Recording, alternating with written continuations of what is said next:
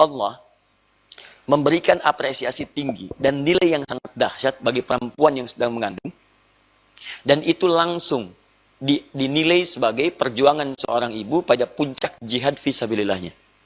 Dia sedang berjihad. Ibu yang mengandung tuh nggak sembarangan, dia sedang berjihad.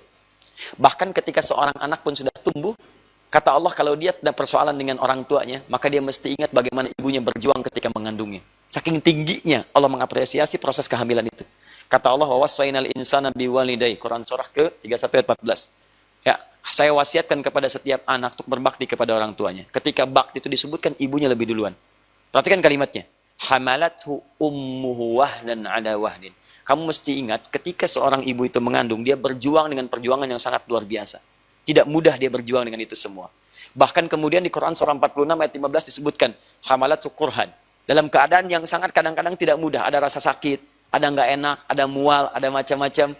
Apresiasi pertama kata Allah, bagi seorang yang sedang mengandung, ketika merasakan semua proses itu, maka supaya meringankan proses yang dia lalui, rasa beratnya, rasa macam-macamnya, Allah berikan sebuah hadiah. Kata Allah, kamu sedang berjihad yang pahalanya luar biasa besarnya.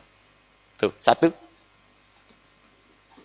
Jihad itu kan kalau dikerjakan, maaf, kalau dia lulus, dia mujahid. Kalau wafat, dia syahid. Pahalanya langsung surga.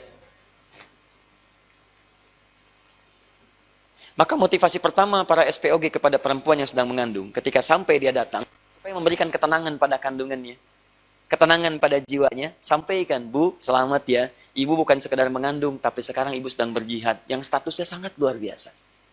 Kalau ibu berjuang, ibu jadi mujahid, pahalanya luar biasa besar. Mana Pak? Sampaikan.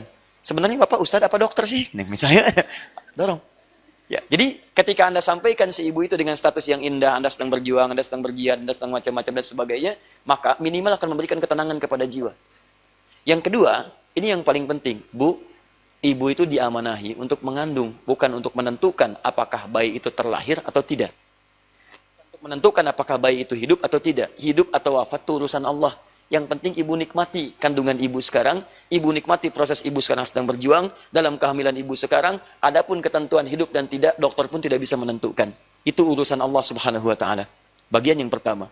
Jadi, motivasi Al-Quran kepada para SPOG Muslim, dokter-dokter Muslim dan sebagainya, adalah berikan dorongan, semangat, motivasi, supaya kehamilan itu dinikmati, seperti apa yang tadi Bapak sampaikan. Itu rangkuman paling indah dari keterangan ayat Quran yang disampaikan. Berikan motivasi dulu. Jangan arahkan kepada apakah hidup atau wafat. Itu kita bisa menganalisis saja. Mungkin acuannya kedokteran seperti itu. Tapi kan puncak wafatnya itu bukan urusan kita. Ya, puncak hidup dan wafat itu urusan Allah. Kita nggak punya kuasa di situ. Maka yang perlu dilakukan adalah ikhtiar. Dorong semaksimal mungkin, silakan.